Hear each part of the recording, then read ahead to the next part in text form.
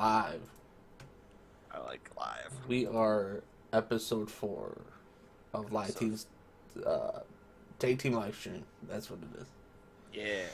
We are your hosts, Ralph Macchio and Harrison Ford. Yeah, I hide in refrigerators. I seen somewhere years ago now that I guess some scientists were like, that is actually a possibility to live through that in a refrigerator. That's why I don't have a bomb shelter. That's why I have a refrigerator in my backyard. So I can hide in that. I can't think of other Harrison Ford lines. Oh, get off my plane. I'm here to save my family. Okay. Oh yeah, that's kind of Liam Neeson. I don't know. A little of both. I'm trying to think of like the actual line Liam Neeson used. Like, I have an exceptional amount of skills. Skills that hurt you. I will find you, and I will kill you. I'll find you and I'll kill you. Man, I remember, like, I was never a Liam Neeson fan. I mean, well, I don't want to say never, because, like, I remember, you know, like, I liked him in Darkman, but that was, like, about it. And I never really cared for him. And then when I seen the fucking commercial, or the trailer for that, I was like, alright, dude, I'm fucking in. Yeah, he's like, I don't know who you are. I don't know what you want. Yeah. If you're looking for a ransom, I can tell you I don't have money. But what I do have is a very particular set of skills that I have acquired over a very long career. Skills that make me a nightmare for people like you. If you let my daughter go now, that'll be the end of it. Yeah. I will not look for you. I will pursue you. But if you don't, I will look for you, I will find you, and I will kill you. Alright, you're looking that up right now. Absolutely not. That was all in my head. That's bullshit. I am no. #1 starter for LiamNeesonFanClub.net. I know these things. Oh, man. I can give you all sorts of trivia. What was Liam Neeson's first movie? His first movie? Yep. Why is that important? Because you just got to say that you, like, know everything. Well, that's not what made him popular, though. Wait, what? That's not... His first movie didn't make him popular. But that doesn't matter. I mean, if you're a super fan, you should just know what it is. Well, I do know. Of course I would know. Why wouldn't I know? I'm gonna go out on a limb and say his first movie is Crawl. Crawl? Yeah, Crawl. Not He was Crawl. an actor? Crawl. No, it was Pilgrim's Progress. Come You on. son of a bitch! You looked it up. 1978. You looked it up. No. You Crawl was you in 1983. Come on, Jesus. you fucking Liam Neeson fact looker upper. No, I am LiamNeesonFanClub.net. Bullshit. That's what Find you that did. domain right now. Yeah, you went to that website and looked it up. Yeah, that's because I wrote it. Those are my articles. I put the headline is many of you may think that Crawl is his first movie, but actually, it's Pilgrim's Progress. Fun fact. Right. Drop mic out. Oh man. What was the name of his character in Darkman? In Darkman? Yep. Darkman. Oh God. You're a liar. What do you mean I'm a liar? You're a liar. How am I lying? Because his name was fucking Peyton. Yep, that's right. What was his last name? I have no idea. I'm Westlake. not the one that's here saying, "Ha, I know everything." Peyton Westlake. LiamNeesonFanClub.net. Go there. Be a member. You get a postcard every month. Liam Neeson was in a movie with Edward Furlong. What was the name of that movie? With Edward Furlong? Yeah. I thought you were gonna do a fucking Liam Neeson Star Wars Episode 1 joke. No. Like, he was in a movie with Yoda. What was it? Edward Furlong. See, I'm not part of the Edward Furlong fan club. No, but you're part of. You don't need to be in both. You know, I mean, it's a movie that had Liam Neeson in it. It just happened to also have Edward Furlong in it. From 1986. Duh, before and after. 1986? 1996. Oh, I was gonna say. It was rated PG-13. I was too young then. Sorry.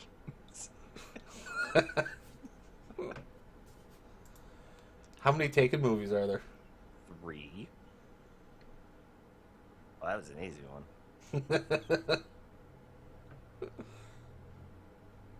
And they all progressively get worse. I'm not interested in seeing the third one. Did you actually hear what he did on the girl that plays his daughter? I guess she was going through some shit on the set of Taken 3 where her boyfriend was like cheating on her. So Liam Neeson actually grabbed her phone, showed up at her trailer, took her phone, and left him a voice message doing the fucking the Taken like phone conversation message. That's awesome.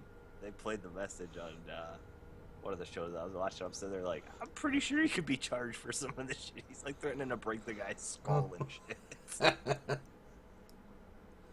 That's awesome. That's all I would do. If I met him in person, I'd be like, alright, I got a couple calls for you to make, dude. Yeah, no shit. Drop some threats for me. I want him to do my voicemail. Yeah.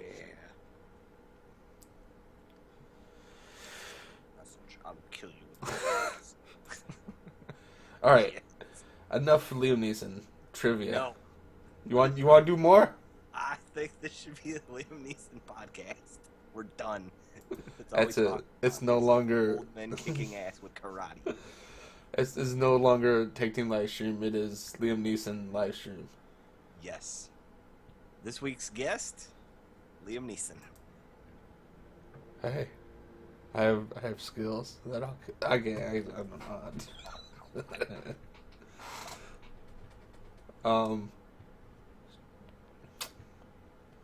See? There's a movie that I'm thinking of that has him in it, but I've never seen it, so I don't know. He beats up bad guys that speak American, bad guys that speak foreign languages, and wolves. That might be true. He is the ultimate badass, old man badass. He could just beat up anybody. He's like, wolf? Pfft, got it. Well, The Gray was a good movie. Well, they're coming out with the sequel to Brown where he has to fight a pack of bears.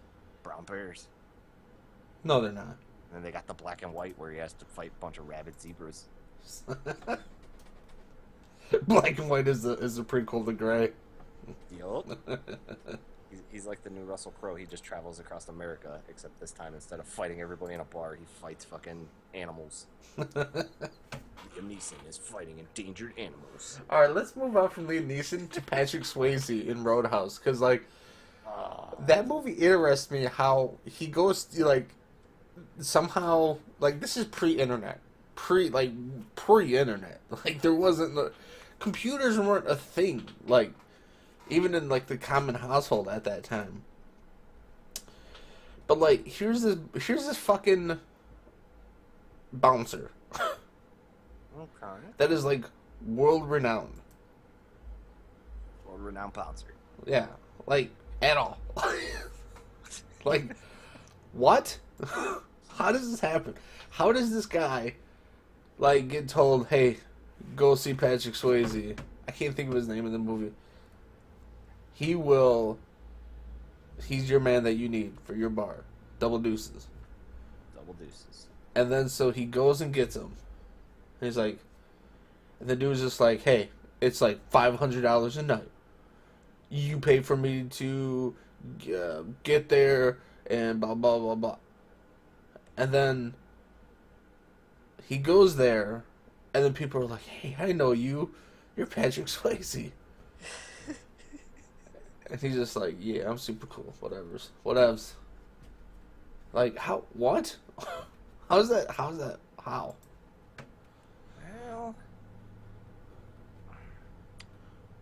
think Patrick Swayze's on the same level as Liam Neeson, though.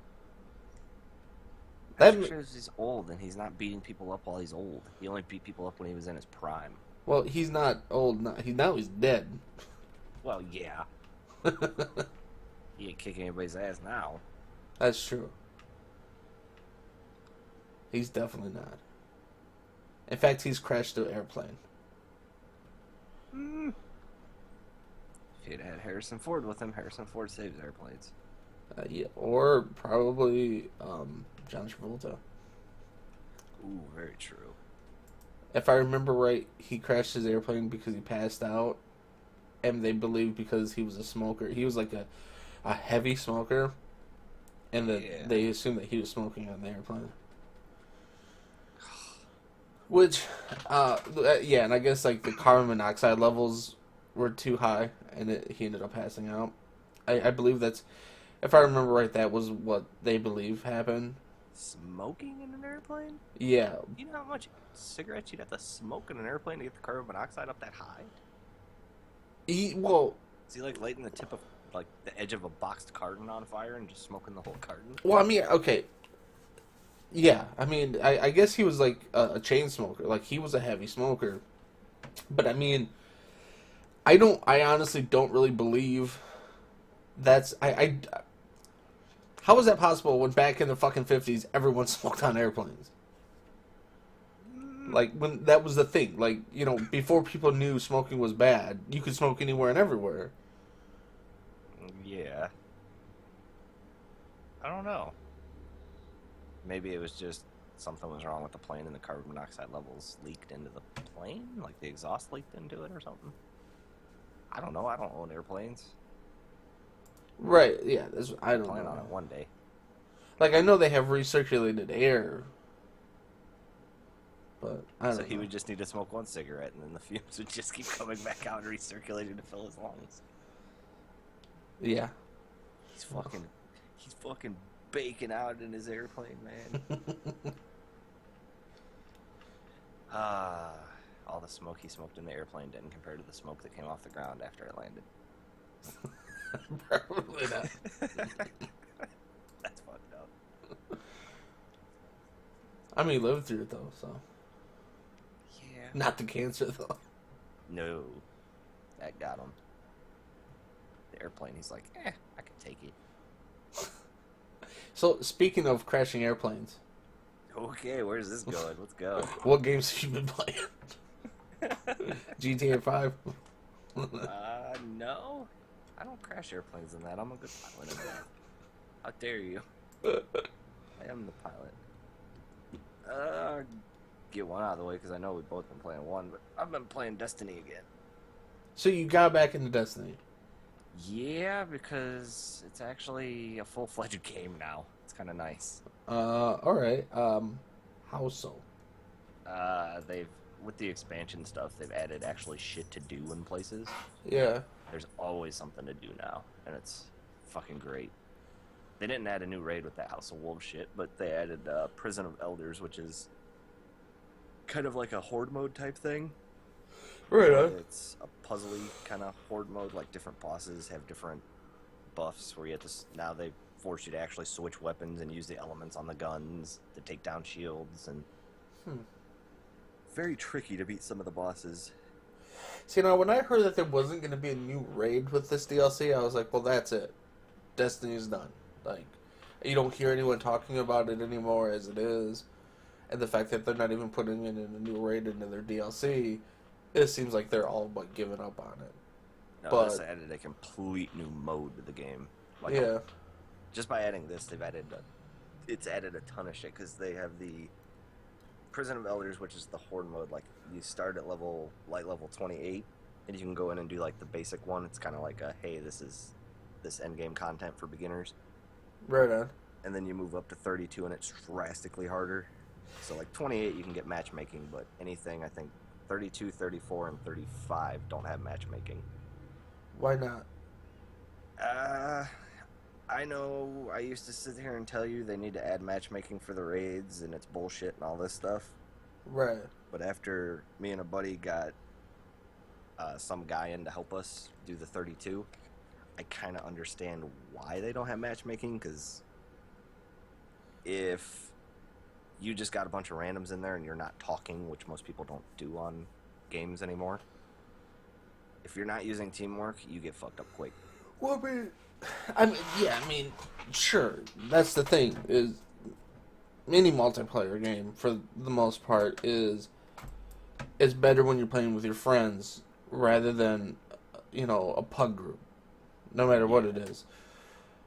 But to limit it off so that you can only play that way, I think just sucks. I mean, I'm sure there's tons of people out there that don't get into the guild stuff or anything like that for any kind of MMO, or they don't get into clans for Call of Duty type games, or like SOCOM or anything like that. Well, it feels and like they're going to be left out. it's kind of like, I guess, most MMOs, that if you're not in a group for the end level stuff that's actually talking and communicating, you're not going to get very far. Right. And this one, instead of just letting people randomly jump in, it kind of forces you, like, hey, this is really fucking hard. There's no way you're going to beat it unless you guys are talking, so get to talking, boys. Well, I mean, like, even if they, like, World of Warcraft, like, their in-game comms are shit. And so most people, don't use it, even though it's there. But there's still the chat window. And people use the fuck out of the chat window in World of Warcraft. That is to do the communication. I kind of wish Destiny would add, which the next DLC, it's not a named one, but it's supposed to be like a total revamp and update and shit. Yeah. Like, I kind of wish they'd add a chat window, because it's kind of frustrating, because we're sitting there, we're like, we need one more to do this next level Prison of Elders. So you just start sending messages to people in game. Like, hopping out, going to Xbox stuff, sending a private message, going, hey, do you want to jump in and help us? And wait, and hopefully they respond. And that's just the tedious process of it, but...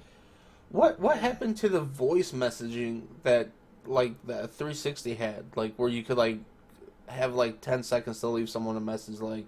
Oh, it's still there. Is it? Okay. Yeah. They've I don't know, but they've kind of updated it on the Xbox One to where you can now voice message people over to the 360. And here's the win for this. I bought Destiny on the 360 this week, and I've been playing it on the 360. Wait, what? So, yeah. Now you're confused. You're like, wait, what? So you now have 2 copies of Destiny. Yes. 2 digital copies of Destiny. And here's the neat thing that they actually fucking did. What? When I'm done playing on the 360, I can power down, turn on the Xbox One, pick up right where I left off with all my characters and all my shit. Right back and forth. I mean, okay, but why would you do that? Because some of the people that I play with don't have Xbox Ones yet. Alright, fair enough. So, I've been playing this game pretty much by myself the entire time on the Xbox One, and never able to do endgame stuff. Now I'm able to do endgame stuff, and it's fucking crazy fun. Right. But they also added, Trials of Oasis, which is a weekend event multiplayer thing where you have to have a party of 3. You go in. It's basically kind of a tournament thing. Like, you take on a team. You have to win 9 rounds. But if you lose 3, you're out of the tournament. So once you've lost 3, you're done. But if you win 9 total, you end up getting transported to some lighthouse thing and get some badass fucking loot. So, now, okay, to go back to what you were saying about the 360 and Xbox One, it sounds like the way you make it sound with being able to, like, basically port your character and shit, why don't they just have it so that 360 players can play with Xbox One characters? I highly agree. That would be nice. I mean, of course, the easy answer is because this way they were able to get you to buy 2 games. Yup. I mean, I think that's all it is. Man. It's, well, and the whole, before, like I said, they just updated, like, sending voice message and stuff. The cross-communication between the 360 and Xbox One, Xbox Live-wise, has always been kind of spotty. So I guess, kind of tough to communicate with people because you can't have a voice chat with people on the 360 from the Xbox One. Right. But I was a little impressed because when I was downloading it from the 360, I'm like, I hope my character's there. And when my characters are there, I didn't have to import anything. It just pops right up. I'm like, not bad.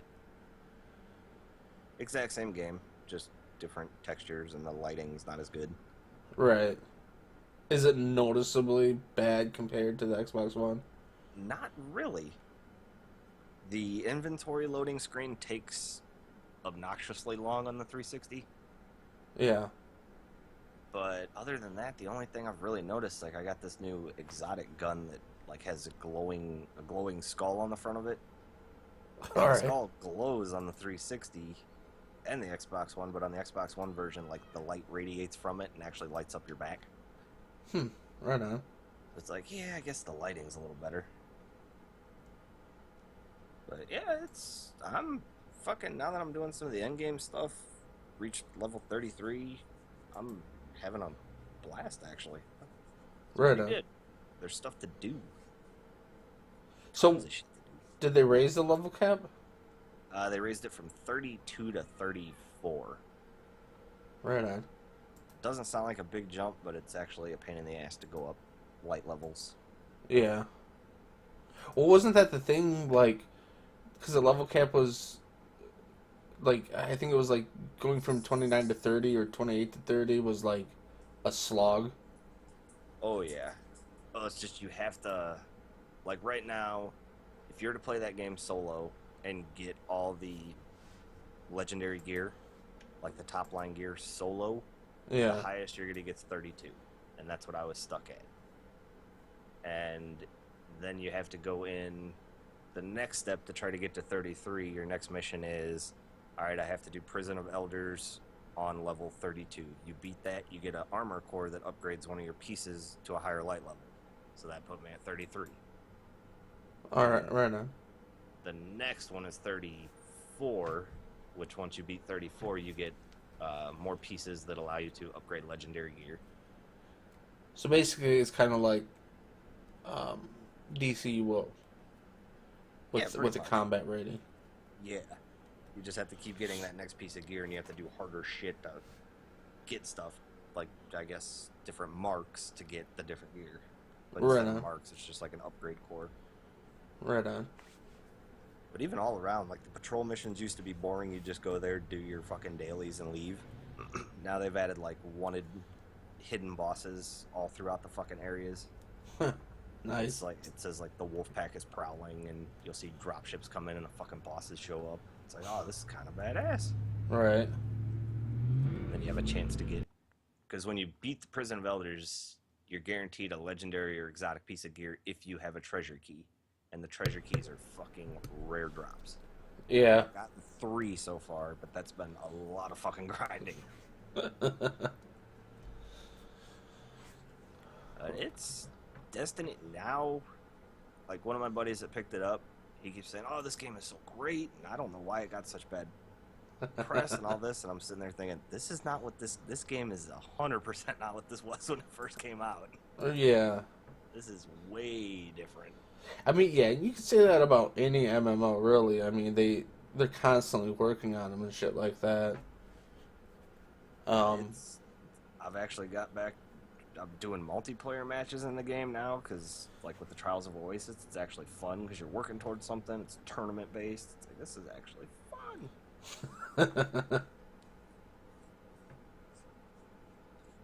Just learning more about it and the different ways they finally made it to where it used to be it didn't matter what fucking class you were. It's like, all right, whatever. Everybody's pretty much the same. You just have special abilities. Now, if you're doing the Prison of Elders and you don't have a Titan with a fucking bubble shield, oh, you're fucked. They're actually forcing people to use classes wisely. See, I think what needs to happen with MMOs, especially this day and age, is they really need to focus on the starting section. Like, every MMO, it seems like they focus on the end game stuff, and that's it. And that's shitty for new players because people are not. I mean, for multiple reasons, people are not going to give MMOs time. Oh no. I mean, they're not going to play through an entire character and then get into the in-game stuff and be like, oh yeah, this is a lot of fun or anything like that. Like, I mean, just in general, just to get an idea for an MMO, usually you have to play like a good double of what you would a regular game to like really get into the swing of things alone. So Destiny kind of did it that way, but it turned out bad. They focused on. Granted, everybody that I've been playing with is like, yeah, the story's fucking total shit, but the build up to the end game, there was like the end game was existent. Like they're completely different. see, yeah, I mean, like I was gonna say, DCO kind of did it that way, and it's the only game that I can think of that's an MMO that was that way. I mean, because like when DCO first came out, it was like, I mean, granted, you're first going through the story for the first time. It's like, oh, this is a lot of fun going through all these little stories. And then you got to the end game and it was just rehashing that stuff and it sucked. It's like, this is bullshit. And now the end game stuff is a lot of fun.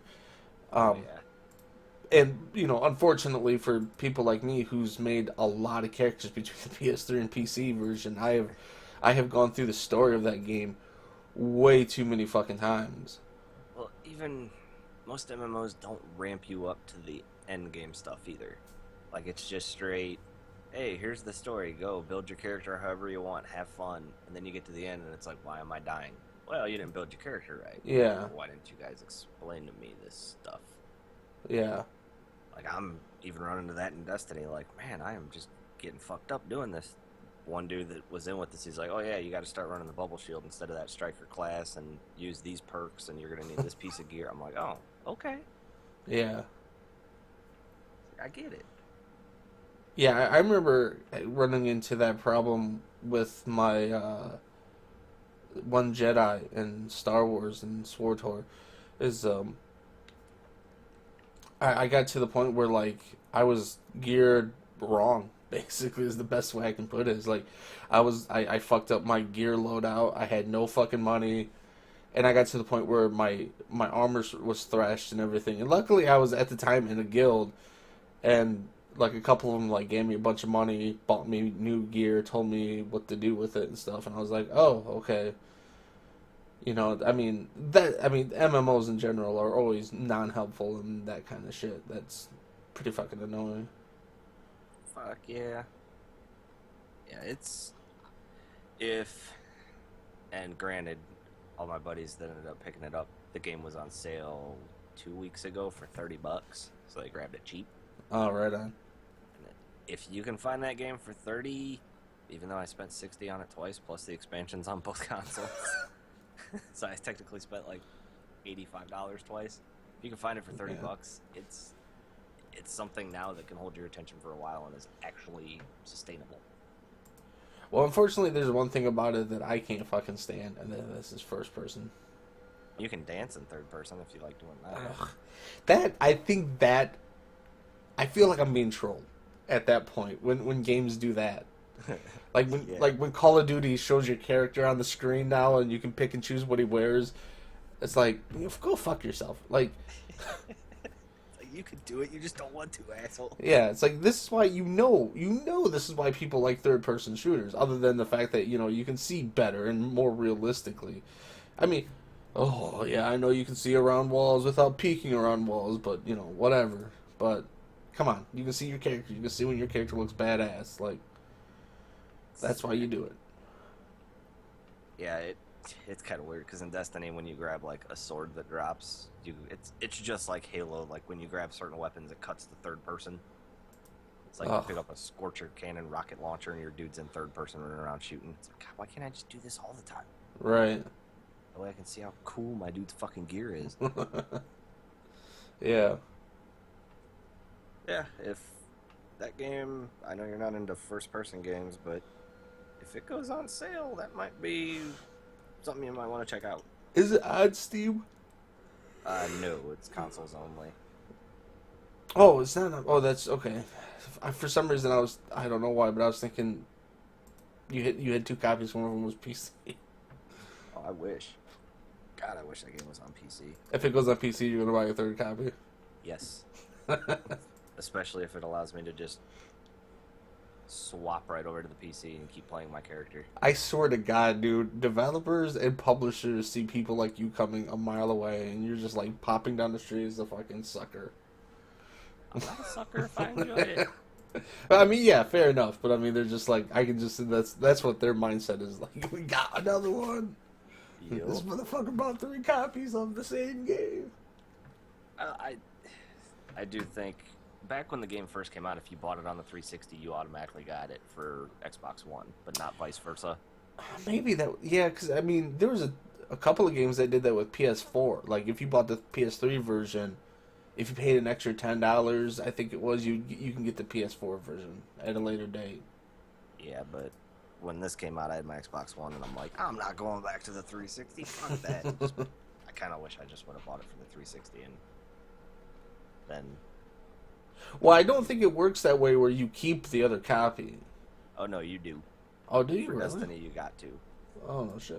because their whole thing, which they're still sticking with it, which it kind of shocked me, was, hey, you have friends on the old consoles, friends on the new consoles. We want you to be able to switch back and forth, keep your characters, and keep playing with whoever you want. It's like, oh, Right. okay. I guess so, yeah. It's been worth my money. I was a little pissed off at first, but I'm like, oh, fuck, dude, another $60. Fucking, I gotta get the DLC because they got the DLC, and that game's jack shit without the DLC. Yeah. But totally worth it. In my opinion. Been having a blast. Then the other game I've been playing is, which I'm sure you've been playing, I've seen you've been playing, is The Witcher 3. Yeah. How far are you in The Witcher? Now I just got to the island. Shelagorg or whatever it's called. Fucking way further than me. I've only made it to the Red Baron missions. Have you completed the Red Baron missions? I followed a dead fetus around. I spoke Okay. to the daughter, and I still have to find his wife. Okay. All right. So yeah, you're pretty well into it. That I really love that story arc in the game. Like, I really like the Bloody Baron. Yeah, like, I feel like the guy's super remorseful, and I think I feel bad for the guy, but then Yeah. again, he's a fucking piece of shit. Yeah. So I'm like, I don't know. I mean, I think they did a really good job as taking what normally is seen as a stereotypical, oh, he's a fucking alcoholic that abused his wife, he's a piece of shit, and actually, kind of made you feel for him. I mean, like, he talks about things that she's done that's not great either, where she's not, hasn't been all fucking the good guy or anything like that. Like, how our society loves to portray it as like, oh, you're with an alcoholic asshole, like, you are a fucking... You're in the right. Yeah.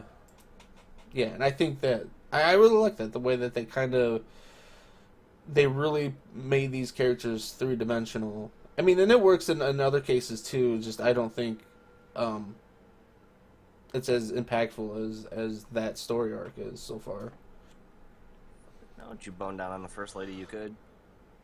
No. What? I did. No. I'm a Witcher. I'm in it for business. I Business mean, and profit. I mean, I have. I've visited a whorehouse or two in The Witcher. Witchers don't fall in love. They just bone. Yeah, right. I also I boned the witch. Yeah, that one. Yeah. I did bone down on her. Yeah, I did too. I gave her the Witcher. Then I a don't part know. of me felt kind of bad. Where I'm like, oh, there's still that Yennefer lady sitting back there that I looked for this whole time. And I'm like, fuck her. She should be out here with me. I mean, look. I mean, they made it seem pretty clear, like, that was the past, and now everyone's been basically separated for the most part. So, I was just like, yeah, whatever, man. I can fucking do what I want. I'm not gonna You fucking enjoy be playing tied as, down.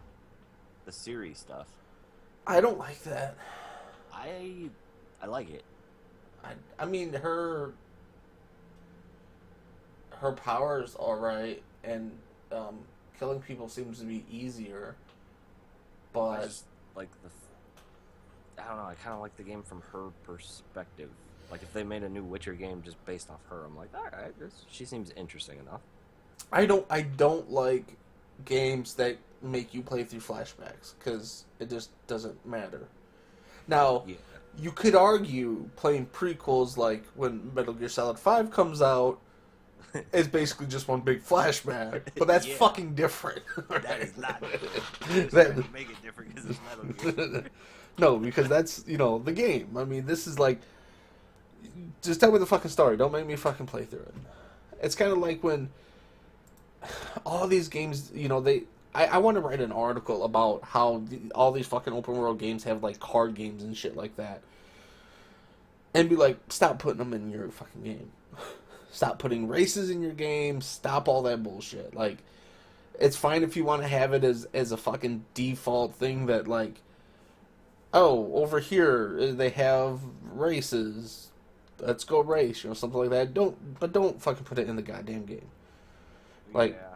I can't stand that shit when that's part of the fucking mission is doing just the stupidest shit. The Gwent card game, I guess I'm a little different. I'm enjoying the fuck out of it because for some reason, I don't know how they haven't released their own version of the game. It's exactly like Hearthstone. Is it because I can't play it? I suck at it. Oh yeah, it's just like Hearthstone. You get so many cards, you have to be careful on not using cards.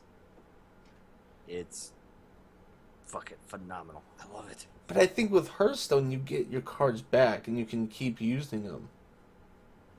During the game? Yeah. No. You get a set number of cards, and just like in Gwent, you can play cards that let you pull cards from your deck or Yeah. discarded. Well, I know that, but I could have swore I remember. I don't know. I mean, I've never been in a situation in Hearthstone, and I haven't played a lot of it, where I've ran out of cards. I have. It sucks. Well, like, again, I haven't played a lot of it. I played basically through the tutorial. I never played online or anything like that. And I got, like, to some character, and that character kept beating the shit out of me. Well, they're definitely making me want to collect all the Gwent cards. I'm like, God, I want to get these cards. I see some fucking NPC play a card against me. I'm like, oh, I fucking want that. Alright, so, let me make a confession. Uh-oh. I've cheated at The Witcher 3. You cheated The Witcher 3. Cheat engine. Oh, good. That game too hard for you, too? No, I just gave myself a lot of money. Oh, So now when I go to places, I can buy all the fucking cards. the cards aren't expensive. But everything else is... Well, yeah. Like, I was constantly being nickeled and dimed and shit. I'm like, motherfucker. Like, I need... Basically, I was getting pissed because, like, needing the spells and stuff like that. Like to craft your own stuff and whatnot. I'm like, fuck. Like, this stuff's super fucking expensive. And I need that. You don't need it. Yeah, you do. You do need As it. long as you stick with your level stuff. I mean, you're pretty much on par even throughout the entire game. No, I mean, because you need, like, the oils and stuff to fight creatures and stuff. I mean, I still, like, I have recipes for, like, supreme vampire oil without having the other two. And it's like, what? Like, this is bullshit. Like, come on. Huh. And some of that shit can get fucking hard. Like, the combat has a little bit of a problem. Like, mainly my biggest problem with it is the lock system, I guess you could call it. Yeah, that gets...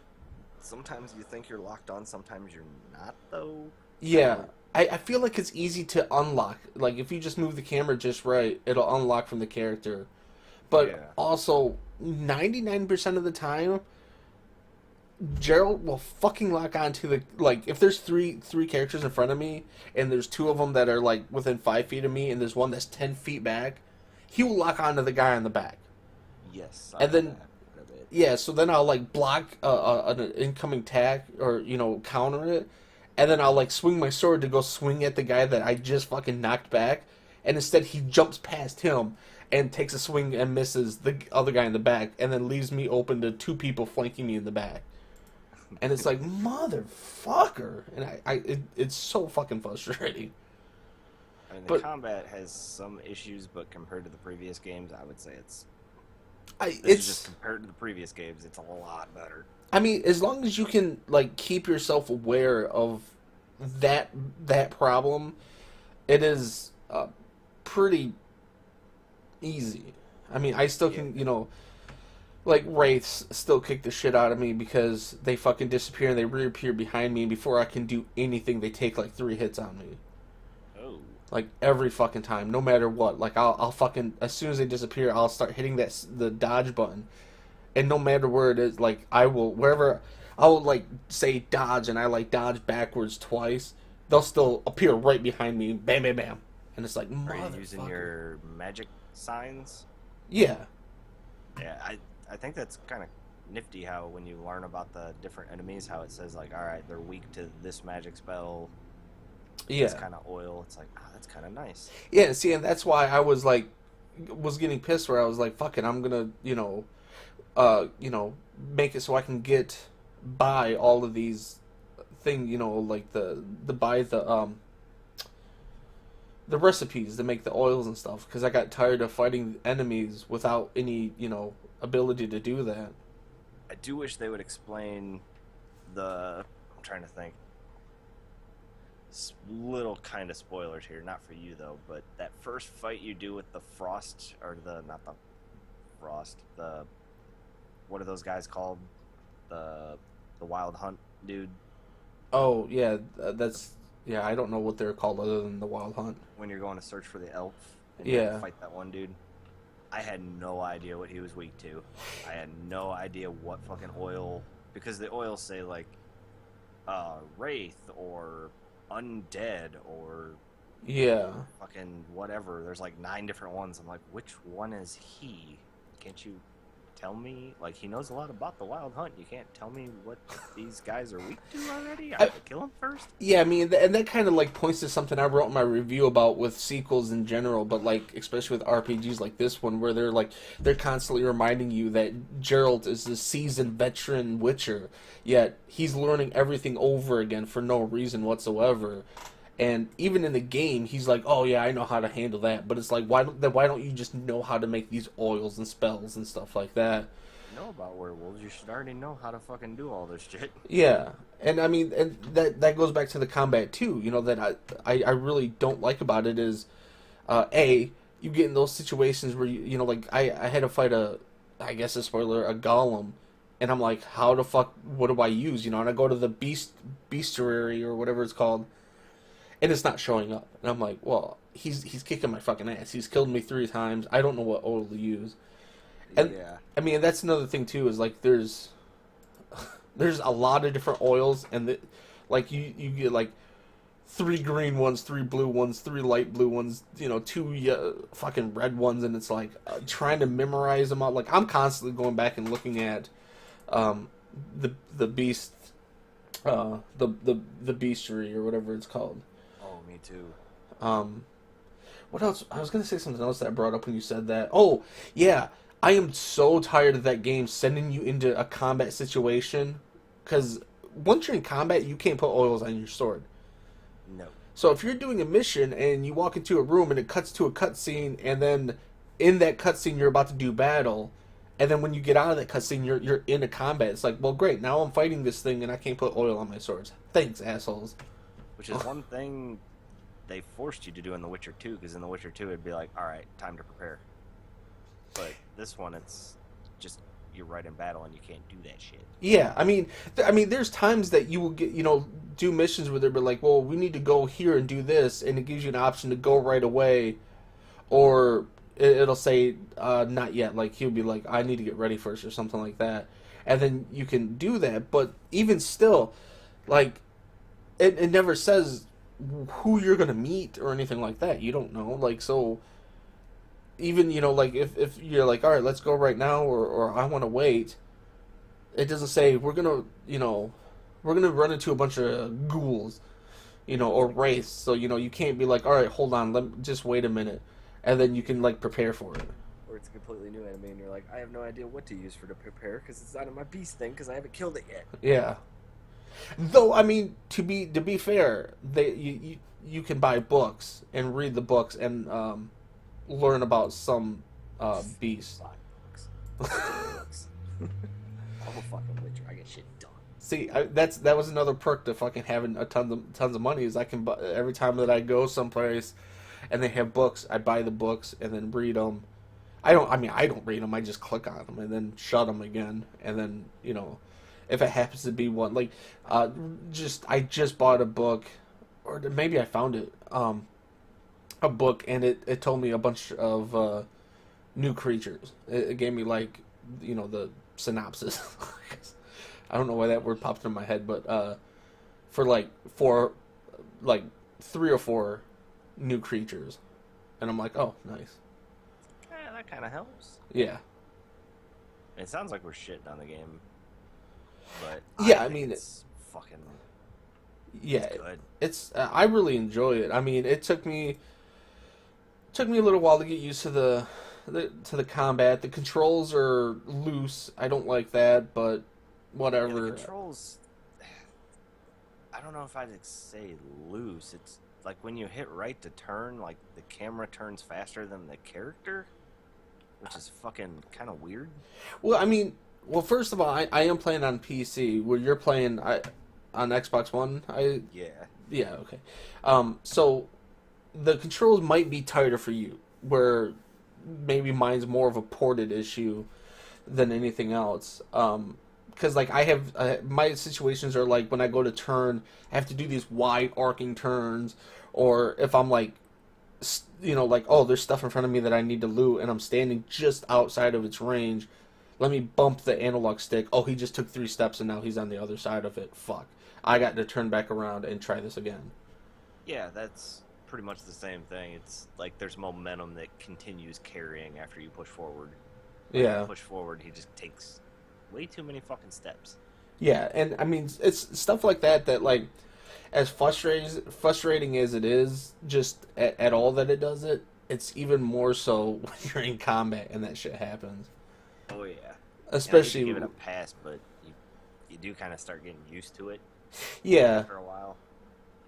Like in combat especially, like I've learned to like if when that starts happening, like I was saying before, where like if Geralt jumps forward, the attack and miss the one guy, and now I'm in a flank situation, I immediately just start spamming the fucking dodge button until I bounce out of the way and no one's behind me.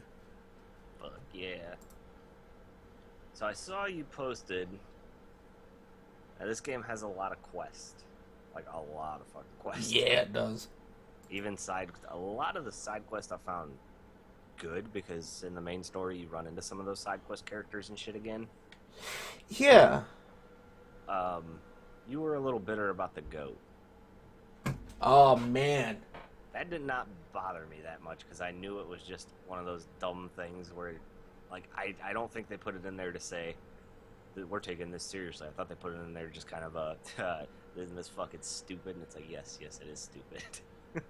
Like, I have to really go find this guy's goat. Really. Yeah, I mean... And he even bitches the whole time. He's finally going, really? A fucking stupid goat. I don't know, man. Like, I'm sure that's probably what they were doing. They were like, this is so dumb, it's funny. The pan mission. The what? The pan mission, where the lady's like, I need my pan.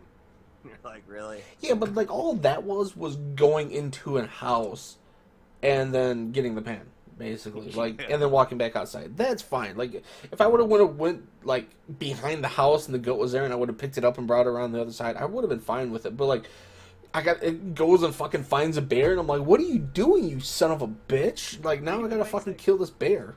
Even Geralt makes that fucking comment where he's like, "Oh, you stupid fucking goat, get back here! What are you doing?" Yeah, I mean, ass goat. God, just stupid shit like that. I mean. Especially, like, I think I would have been less upset about it if it would have been a side quest. But, like, that was part of the main quest, and it's like, stop making your main quest mission stupid as shit. I found a lot of the side quests have been fucking some of them just drag out like real fucking long, Uh, which I like. I It's haven't like, noticed any of them drag out per se. I mean, well, it turns into, hey, go in the woods and investigate. My wife's missing. oh Okay. yeah, Then you go out there and you're like, all right, there's blood, and you can just stop it there and go back and tell the guy like, hey, I found blood. I think your wife's dead. Or you can keep investigating, and then it turns out you find out that something happened to the dude, and something happened to his wife, and something happened with his sister, and it's like, whoa. oh yeah, I know what question you're talking about. Yeah, You like do that moral decision where it's like, do I just let this go? Do I let him murder her? What do I do here?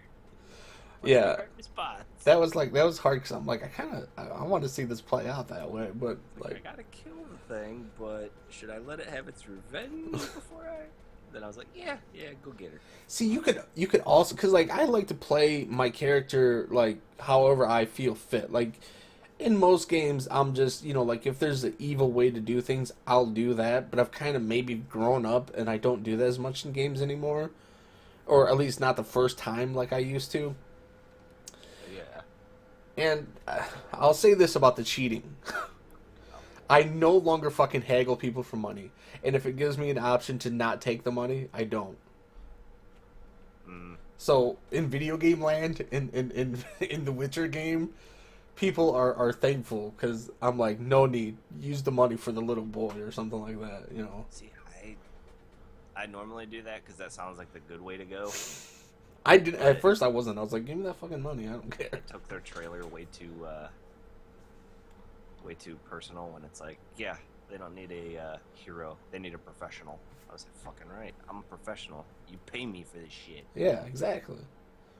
You want your daughter got killed by a ghost, and you want me to go search for the ghost? It's gonna cost you some fucking money because I Yeah. got shit to do. Yeah, I'm risking my life because your daughter was stupid. Exactly. Yeah. And I like that they fucking do that. They give you the option. They're like, no. You can give me 20 coins. No, that's not gonna fucking cut it. Yeah, You gotta I give me 50 fucking coins. I always try going like max out first. I can't afford that. It's like, well, you better fucking start saving. Yeah, I'll it's be like back in fucking- a couple hours. You better fucking afford it. You have no Nice little choice. shack here. Might want to fucking sell some. Notice you got a herb farm out back. You can maybe go to town and sell some of them herbs, save up some cash, and I'll be back. That's one thing I really wish they would have put into the game is let you have a shack or something to like unload your stuff. Like I am walking around with so much fucking shit. Oh Like- yeah, that inventory gets. I'm glad they don't restrict you on some of the stuff, but it gets a little over fucking whelming. I'm Yeah. not as far as you, and I've got so much crafting shit. Yeah, I mean I pick up everything I can. Like I loot everything. And everything is useful because you can break it down to other shit that is useful. Yeah, exactly. It's like I got a fucking wooden bowl. It's like, but I could break this bowl down and use it to craft some armor. Even Son of a bitch. even though you can break stuff all the way down to ashes, and I've done that, but I've noticed that I've never used ashes, so I'm thinking that that's useless, and it just basically breaks shit to the point of uselessness. Yeah. But then at the same time, I try to think like, but why would they allow you to do that? Right? It's I don't know. I posted on Twitter. I feel like it's a more adult and mature version of like a Elder Scrolls game at this point. I mean, It's kind of what it feels like to me. I mean, they're entirely different worlds, but well, I mean, I'm thinking to myself like, I mean, I think people could read that wrong to think that you're like saying like, oh, like Skyrim is the Mario version. no. I mean, because Skyrim's a pretty adult game. I mean, you are murdering people and blood and shit flies everywhere. But I think, Skyrim feels like the Disneyland version. yeah, I mean, A Disney movie compared to Witcher, I guess. yeah, Witcher 3 is definitely more harsh and adult, I guess. Yeah, like you ride into town and people are just fucking hanging, and you can actually Yeah. read the signs that say this dude stole fucking money from this guy. This is why he's fucking hung. He's been fucking strung up. Yeah, I mean, and like, there's situations where you're dealing with dead babies and stuff. Dude, that was part that bothered me the most, did you bring a baby back and follow it? No, Okay, you did it completely different then. not exactly. I went to do it the proper way, and shit went bad. I died, so I had to redo that mission, and I was like, fuck it. It gives you an option right here to kill it, and I did. And the See, Baron wasn't happy. I ended up letting them redeem it. And the thing is, when that baby comes back as a whatever the fuck it's called, a Lufakin or whatever the fuck they called it, Yeah. that protects the family in the house, and I had to follow it. It comes back looking the same as it did. It was a monstrosity. I'm like, this thing is the ugliest fucking thing. I thought it would have changed into something like Purdy, but no, it's still hideous. I still want to kill it. Yeah, I mean, and like stuff like that is like where I could, see like, yeah, it's definitely more of an adult version compared to like Skyrim. Yeah, you're following around a dead fucking baby, dude. Yeah. I felt weird doing it. Like, I'm following this dead baby around this fucking land trying to find people. And then I thank the dead baby, and it disappears. Dead baby. And and then the game, deals with racism in its own way of like with elves and stuff like Fuck that. the elves. Yeah, I got super pissed because there's these two dudes that are fucking with this elf chick, and I go over and I'm like, hey, leave her alone. And they're like, oh, what are you gonna do? And I'm like, you don't want to fuck with me. And then the one dude's like, he's right, he's a witcher. Like they cut down people like bat in an eye. We should leave or something like that. And then afterwards, she's like fucking getting pissed off, and I like had Gerald say well, you're welcome or something like that, where he was kind of being sarcastic about it, like no thanks needed. And then she's like, well, yeah, you saved me today, but like what about tomorrow and blah blah blah. And I'm like, yep, this is the problem. This is why I don't I don't give a shit about people like outside of like, this is gonna sound horrible racist, but like this is why I'm not like, part of the reason why I don't like stand up for other races, when people are like, oh, this is a racist matter. Like, it's like so many times, it's kind of like helping someone in a wheelchair and they're like, I didn't need your help. And it's like, all right, like, fine. I'm not going to help any of you motherfuckers anymore. I'm just trying to be nice, and now you're being an ass. Yeah. And like, that's, and after that, I was like, all right, fine. I'm not going to fucking help elves anymore. Man. One thing that has bothered me, and it started at the very beginning, when you first go to that, this isn't really spoilers, it's the beginning area that you're at, where you go to that bar, and you have to find information to find Yennefer. Oh, yeah. And the dudes are just being assholes to you. Like, oh, the fucking Witcher, he's a mutant, and all this stuff. I'm sitting there like, alright, I am a mutant. I'm trained to kill giant fucking beasts. I'm an expert with magic and swords and all this shit. What the fuck are these dudes talking shit to me for? Yeah. People just talk shit to Witchers constantly, and I'm sitting there going, shouldn't these people be fucking terrified and want to, like, kiss my ass? Because I could kill them really fucking quick. Yeah, it's so weird how this game is with that. Like, They treat Witchers like shit, but the Witchers are, like, badass fucking murder machines. I don't know if that has something to do with the other games and how the outcomes work, because like I know I've seen somewhere where like the second game saves do port to the third game.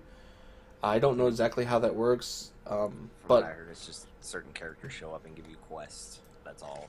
well, I mean, there's the part towards the beginning where before you meet the king and the guy starts asking you all these questions, which you skipped it? You didn't do it at all? Yeah, you can have it import those, like, or you can just go straight with, hey, it's gonna fucking just ignore that shit. Well, I mean, I answered the questions, like, because I don't know, I was like, fine, whatever. So Yeah, I didn't get that cutscene or nothing, because I read and they're like, yeah, these characters show up and they give you quests. I was like, I don't fucking care. Because if I import it, I'm gonna pick something completely wrong because I have no idea what they're talking about. yeah, I was kind of Fuck like, something up. I was just kind of going just based on what I thought sounded right or best. It's even hard to do that because they're like, yeah, when Bobby Joe of the New Kings decided to run and fled to Nefarian, what did you do? the fuck are you talking about? I just made myself a hero, and like decided like, oh, so and so is a good friend. Like, oh, I like that name. I like the cut of that person's jib. So Yeah, they got a cool name. yeah. So I was like, hey. They're an elf, and all they do is murder fucking humans. Oh. Yeah. That's the only part that's been getting to me. I just show up and random people are just like, "Oh, Witcher," and spit on you. It's like, dude, I could cut your fucking head off and don't care. All right, that's another thing that's been driving me fucking nuts with that game is the spitting sound. Oh god. Everyone, I swear to God, everyone fucking does it. And on top of that, like you hear it in the background, like if you're in a cutscene or something, like no matter what, you hear. Yup. And it's at first like because the first time I heard it, it was like some lady walking down the street in that first town that you go to, and I'm like, listen to this chick, she sounds like she's in a porno, and it was just like, oh, haha, funny, and then afterwards, I'm now tired of it. Like I just got done doing these missions for dwarves, and I swear to God they were all doing it, and it was just like, oh, shut the fuck up. Oh. Even talking about like just random people in the town, just the stuff you can find and just sit and listen to for. I sat and listened to these kids were sitting around this old dude, and he was just telling like old fucking tales and shit. And I just stood there listening to him for like 20 minutes. I'm like, this is fucking crazy. I probably should do that more. And That's I just something roll I up on people used to having would do. conversations and listen. And I'm like, oh, this dude's talking about some gold, and they'll talk about shit you've done too. Oh, I have had situations where I don't remember what mission it was now, and I don't know if you've even been to it yet. And who knows? I gotta assume the outcome could be completely different. But I was pretending to be someone else in a way, kind of, and the one person was like, "Hey, I know who you are. You killed so and so," and then basically Gerald was like, "Oh, the jig is up," and started slaying people. Oh Jesus! And I was like, huh, I like that. But I think that goes back to like doing side quests can, alter situations that happen in the main quest. Yeah, it's just weird because, and not to keep the fucking Skyrim shit comparison, but in Skyrim you walk up and a guard's like, "Oh, I used to be in a war until I took an arrow in the knee." Yeah. You don't hear good conversation. People just say random shit unless it's part of a quest. But this one, you could just sit and listen to people talk in the bar for ages. Yeah, I mean, it does have random stuff that repeats itself over and over again. Mm. But yeah, for the most part, I mean, it's pretty rare that you don't hear different people saying the exact same thing or anything like that. Like, there's in that first town, you hear that kid doing that little rhyme where it's like, "It's raining, it's pouring, the old king bumped his head," or whatever. And the dad's like, "What the fuck are you doing, man? You're gonna get us killed. Shut the fuck up." And like they constantly repeat that conversation, but they're the only ones that have that conversation. Yeah. It's, I don't know. Some of the stuff though, I just have thought. I like the game because it's just gray area. Everything's gray area. Like the lady at the very beginning that was attacked by the griffin, and it's like, yeah, I can make a potion, but it could kill her. And I ended up having some weird bug where I showed up with the potion, and here I was like, where the fuck's the lady? And then next thing you know, the lady comes walking in. I'm like, wait, is she alive now? Lays down and then begins grabbing her fucking head. I'm like, wait a minute, is she okay or is she still dying? Do I give her this shit? See, that stuff like that at the beginning really pissed me off about that game because one of the things I needed was a brain from a drowner, and I couldn't get drowners to drop any loot whatsoever. And my thought was, all right, it's a side quest, so I can just come back and do it later. But you can fail missions because you waited too long, and I ended up failing that mission.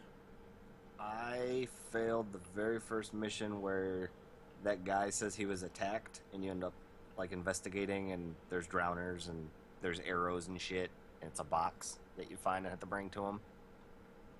Okay, Like, yeah. That was my very first mission I ever did. I give the guy the box, and he goes to take off, and I'm like, where the fuck did he go? And then it says mission failed. I've never been more pissed in my life. Yeah. I'm like, so wait, I was supposed to chase that guy and tackle him? You didn't tell me this was gonna happen. Yeah. I hate seeing mission failed. Just end the quest there. Don't put quest failed. Put just that's the end of the quest. Yeah. Well, I mean, I like it to a point. Like, it does make it a little. Like, because for the most part, usually in a game, when you fail a quest, fail, start over or whatever, or start at last checkpoint, whatever. But, like, this is just like, you failed, you fucked up, and you can't go back and do it. Like, going back and talking to that lady, and she's like, oh, no, she died. But don't put quest failed. Just leave it under completed quest, but just put when you came back, because they give real good descriptions for all the fucking quests. Yeah. So why not put, quest completed, lady passed away before you could get back. I mean, it's unknown if she would have survived if you gave her the potion. Sure, but I mean, I don't mind it saying failed because you did fail. Just makes me want to restart it and go, God damn it! What else gonna happen there? Yeah, I mean, and being that it's done that way kind of makes you more self-conscious about how you handle your missions and stuff like that. Does, but I mean, for the most part, in your face. I've only failed, I think, 2 or 3 missions. But like that was the lady dying was the only one. That wasn't like just in your face. Like I had to look. I looked under quest failed and I seen it there, and I'm like, oh, and I'm like, how? But it didn't like give me a chance. It never gave me brains to go make this potion to go back, and I felt like I thought I had all the time in the world to go back and save her, but apparently not. I kind of want to go just because all the shit that happens based off those quests. I kind of want to go back and see if she survived or not, since I gave her that potion. Because right. I know in GameSpot's review, they put something how the guy did a side quest and it was to send somebody off to an island to be exiled. And he was just way later in the game and happened to come across this island and found the fucking lady dead on the island because she had starved to death. Yeah, I remember reading that too, and was kind of confused by that. The way it was worded, like, because he made it sound like to me it sounded like it was a random event that happened that he walked by, which I was like, okay. I think it was just he randomly found the island and found that lady that was banished. Like, found the island the lady was banished to. Yeah, I mean, yeah. There isn't a lot of random events. Yeah, exactly. I mean, I don't think when things happen, like, there's the point where you get to the main town. Have you been to the main town? I'm in that area, but I haven't went to the main town yet. I need to.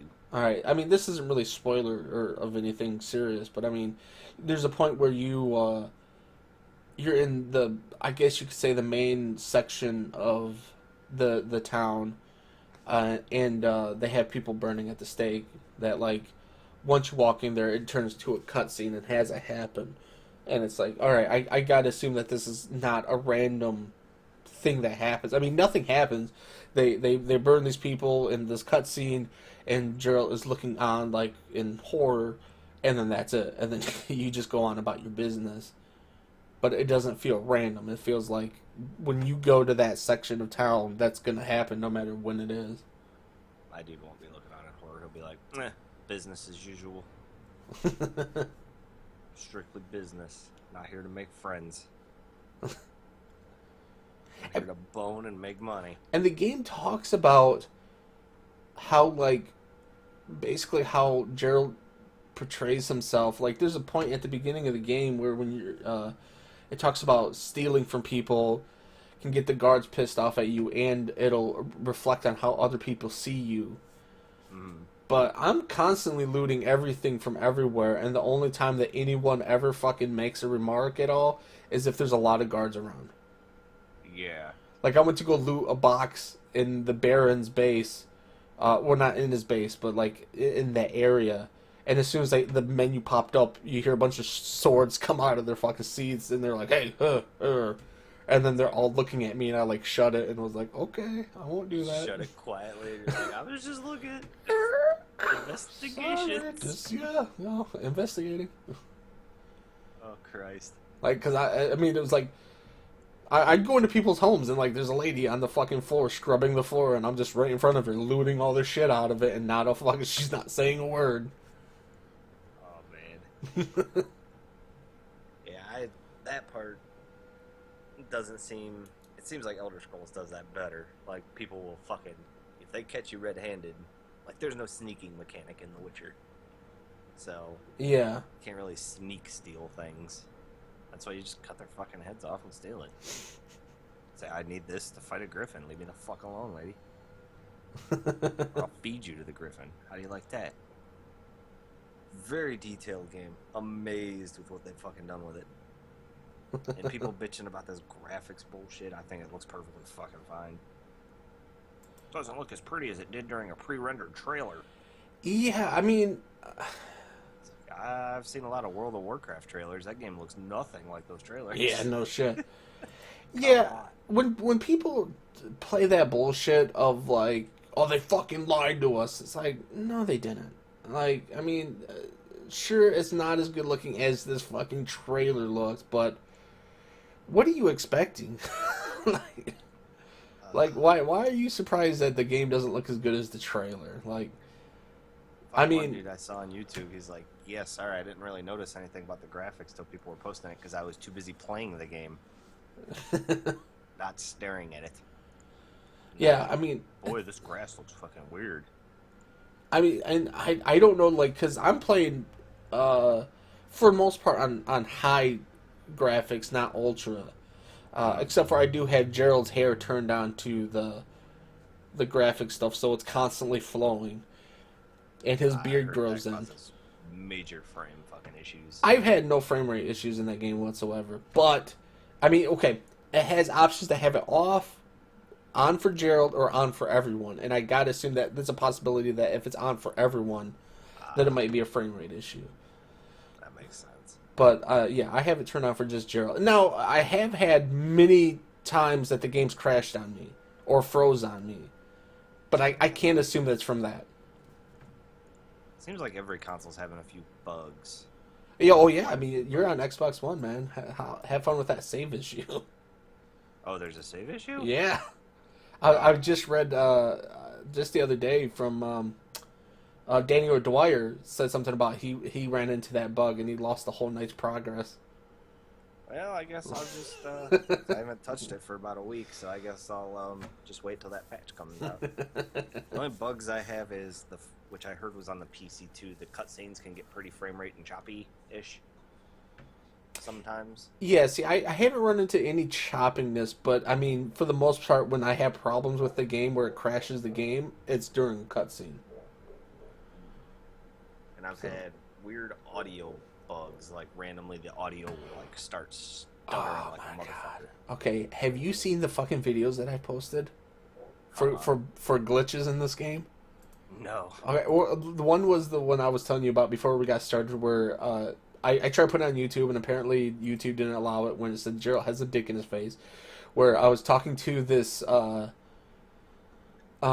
merchant, and he kept changing his clothes in front of me, and there's a point in time where you're looking at Gerald's face from kind of behind the merchant in a way, and his face is lined up where, okay, if you're looking at this from both of them, you know, from the side of both of them, his dick would be like right in the face of Gerald, like like he's just like, it's just like the way he's standing is like right here, like I said right here, like you can see me with my hand in my face, you know, like, oh, his dick is like right here, like it's pointing at his fucking left eye, like, oh my god. You can see it in the highlights of my on Twitch, and there's also one that I posted where it's called Gerald Enters the Twilight Zone, where I come up around the corner into this area, and everyone's kind of doing that scarecrow froze motion with their hands out, legs out, and they're sliding around. Not only that, but then there's heads laying around, floating in the air, just swirling around, and there's people with headless bodies, and there's like these two children playing with a head fucking floating around them, and you look at the kids, and the one's missing a head. And this is freaky as shit looking. And then there's a band that's playing, and like all of them have their heads missing. And I make a remark of like, I've heard of men without hats, but these are men without heads. So people give a pass to this because, well, for one, I've always gave pass to open world games because those probably got to be a bitch to test. Yeah. But people give a pass to all this stuff, but then they went ape shit crazy on Assassin's Creed Unity for a few face things. Yeah, see, and that's the thing, you know, like that was my whole argument with people bitching about that game, calling it broken. Is like, well, that's not broken. Having these issues where their face are disappearing isn't a broken game. That's just a funny, stupid glitch, you know. Like, if your saves are deleting or the game is crashing, yeah, it is broken. Yeah, those are fucking problems. You know, those are things that need to, you know, that are issues for the game. But like the floating heads thing, to me, that's just fucking hilarious. Yeah, I mean, I didn't have a problem with Assassin's Creed Unity when there was weird glitches like that, but when the game would fucking hard crash on me every 10 minutes, I'd get pissed. Yeah, once, like, because, like, after their first big patch, it seemed to make the game worse for a little bit there, and that's when I was like, alright, yeah, you guys need to fucking get your shit together. But at first, when everyone was just like, what the fuck, look at this, the game's not even finished, it's so not finished that these people don't have faces, it's like, alright, dude. It's a glitch. So much detail in that game, there's bound to still always be little glitches in there. Yeah, I mean, that's why, like, I brought up on the podcast we used to do, you know, like, people never bitched in Red Dead Redemption with the fucking mule lady and horse guy and cougar man and shit like that, where all these, like, interspecies breeds of people / animals were going around. Everyone just found them funny because the game worked fine. Yep. And then all of a sudden here comes, you know, another stupid glitch, this time for Assassin's Creed, and everyone wanted to find fault with it and called the game broken because of it. The frame rate stuff bothers. I'm hoping they fix that soon for the audio glitch cutting out stuff. That's annoying, but I'm kind of getting used to it. I haven't. Frame rate stuff gets so bad it makes me fucking sick during some of the cutscenes. Ugh. I mean, I haven't ran into any audio issues, and I mean, yeah, I haven't ran into the game chopping, but maybe that's, you know, my game just crashes, and it doesn't happen all the time. I mean, it just, you know, like if I'm playing for an hour, you know, sometimes it'll do that where a cutscene will start happening and then it freeze, and then there's times it'll freeze, and then like it will like minimize. But I can still hear it in the background. I can still hear a conversation happening, and I have to Control Alt Delete, go to the task manager, and shut the game down that way. Yeah, but it still doesn't stop you from going back to it. Yet. Yeah, I mean, I'm still really enjoying it. I can't play it like. I do get tired of playing it a lot shorter than I normally would for these kind of games. Oh, I kind of agree with you there. Like, I've ran 3 or 4 quests, and I'm like, dude, I am fucking quested out. Yeah, exactly. And I'll take a break, even though they're just side quests, just because some of the side quests just seem to drag on. It's like, dude, I have did enough. I've only been playing this for 4 hours, or 3 hours, and yeah, I've done enough in 3 hours to fucking hold me over for at least a couple days. Well, for me, it's not been like that per se. Like, for me, it's like, all right, you know, I'll play like 3-4 hours, maybe, you know, enough to do 2 to 4 missions, you know, depending on the length of the mission. And then I'll be like, all right, I'm done. And then a couple hours later, I'm like, I want to get back in there and you think do it's more. just because there's so much detail thrown into you during missions that it's just exhausting?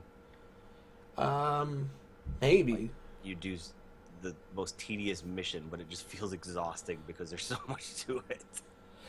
I guess, I mean, that's a possibility. I mean, I have had situations where I'm doing a mission, I'm like, all right, I'm ready to stop playing this. And then it's like, oh, I gotta talk to so-and-so now. And then I gotta go do that. It's like, oh, motherfucker, just be done. Yeah. It's like, don't talk to anyone. Just be done. Like, there's situations where they're like, well, what do you want to do? Do you want to do this or do you want? And I'm like, just pay. Just give them money. It'll stop this mission and be done with it. Go. Yeah, I've done that too.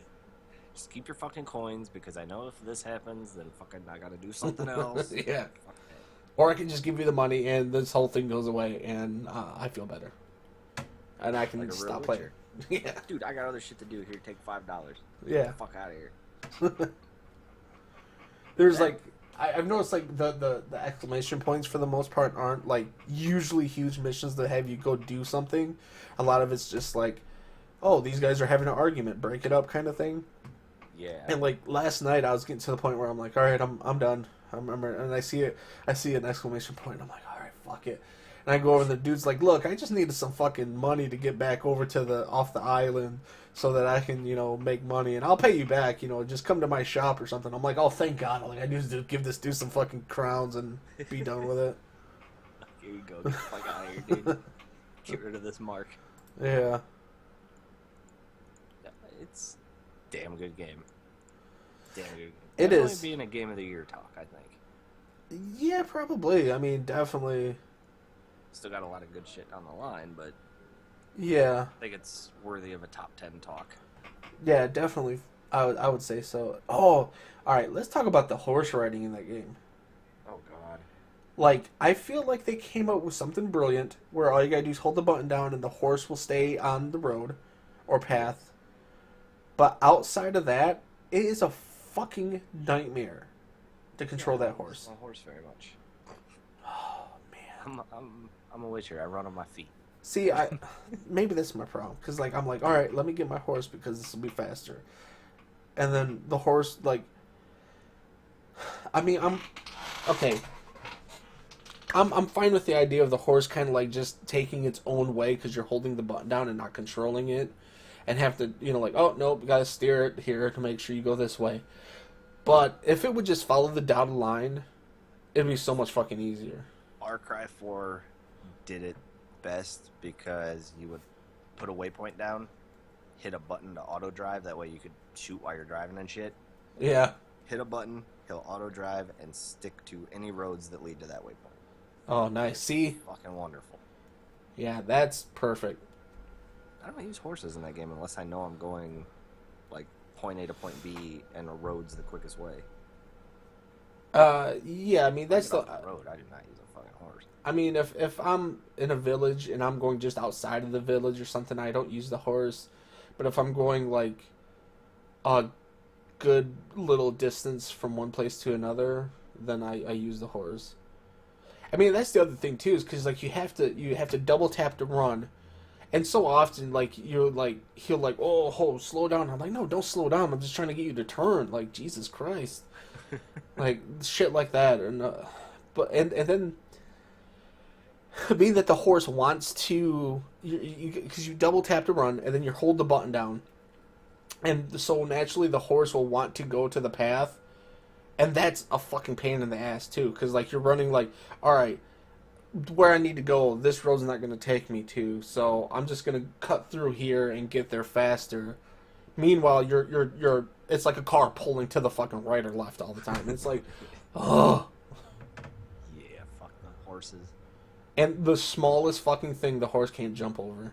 Like, you have to hell manually make him jump over, and it's like, fucking come on. I'm gonna kill my horse and sell the horse meat.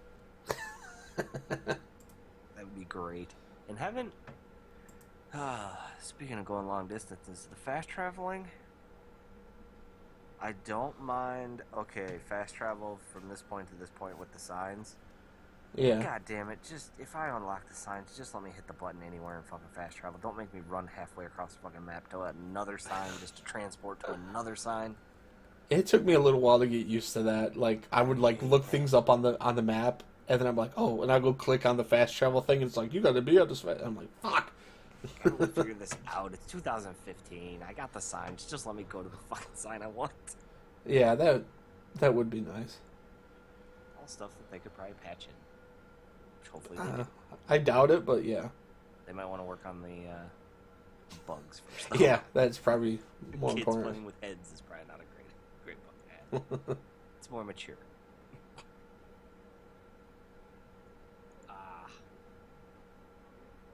Witcher?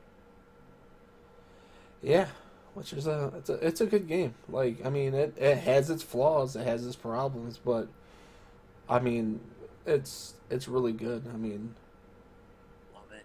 yeah. Fun. Super fun. I wish that there was more about the Wild Hunt. Yeah, that seems kind of like a back. I'm sure at the very end that'll start picking up, but It's weird to me that got that Mass Effect feel of we're here to save the universe. They're gonna blow up everything, but I got a shit ton of stuff to do before we get to that. well, yeah, I mean that is, you know, an obvious issue with a lot of games, especially open world games. More so this, okay, that's something else that we can talk about real quick here is most games, like,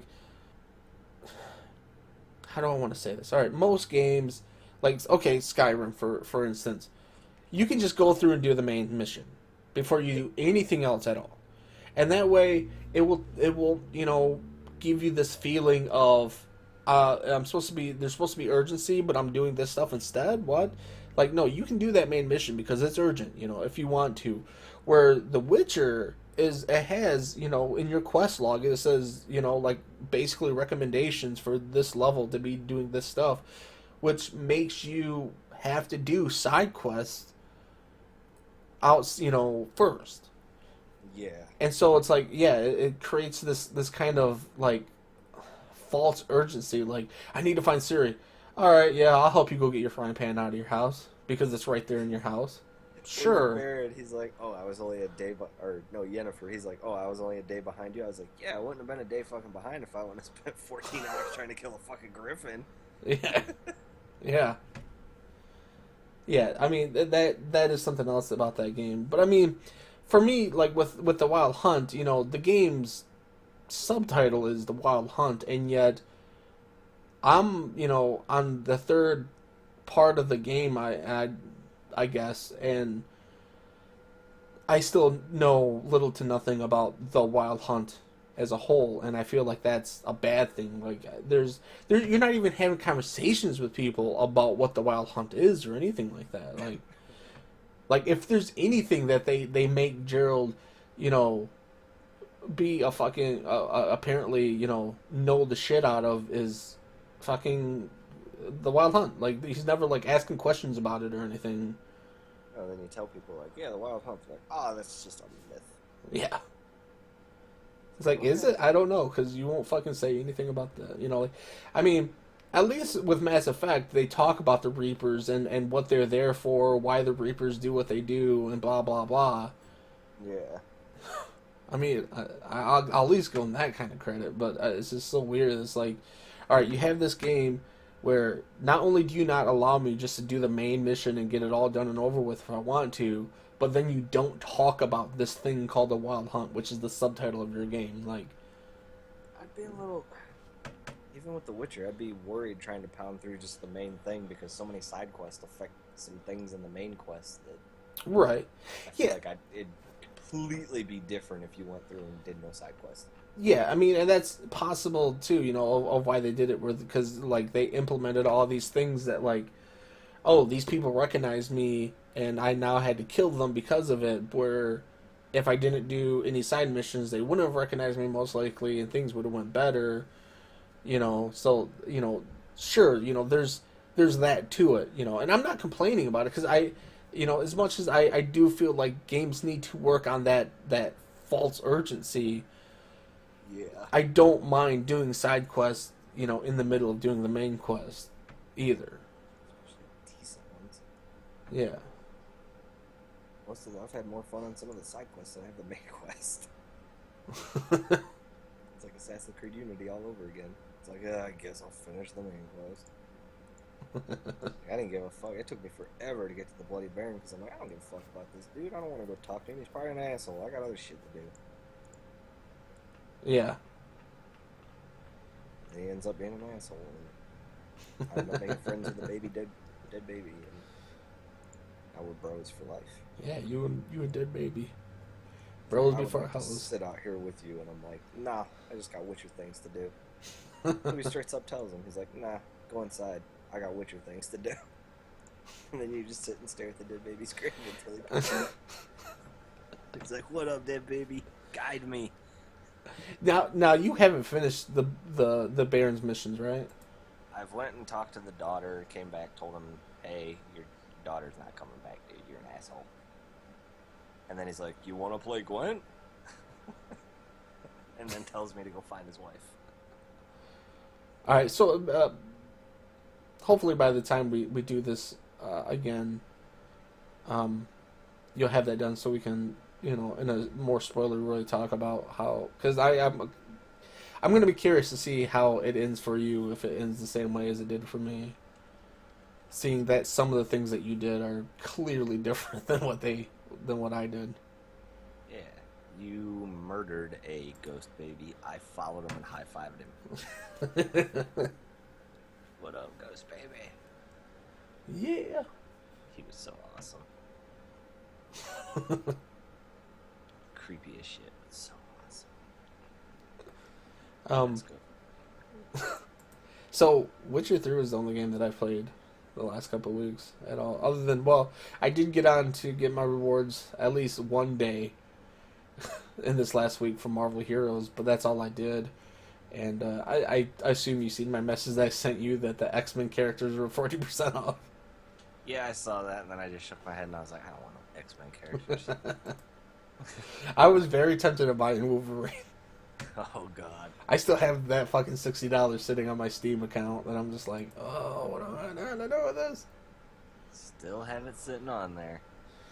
Yeah, a part of me, because, obviously, the Steam sale's coming up, right? The summer sale. It has to be coming up here pretty soon.